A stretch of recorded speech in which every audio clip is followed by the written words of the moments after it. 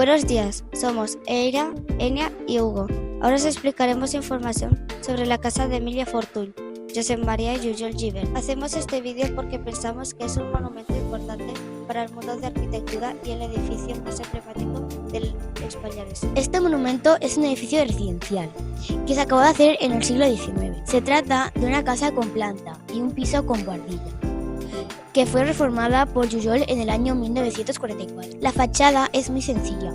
Destaca el arco de medio punto en la puerta, hecho con piezas de ladrillo visto, pero con más limitadas formas arquitectónicas y el espacio. La casa de Emilia Fortuny es una obra de los pallaresos tarragoneses, incluida en el Inventario del Patrimonio Arquitectónico de Cataluña. Es una obra de estilo ecléctico que el propio autor indicaba en la memoria del proyecto. Tiene un marrón claro en el exterior y la puerta es de color marrón oscuro. Por dentro tiene todos los colores que te puedas imaginar. En 1944 Jujol adaptaba la casa.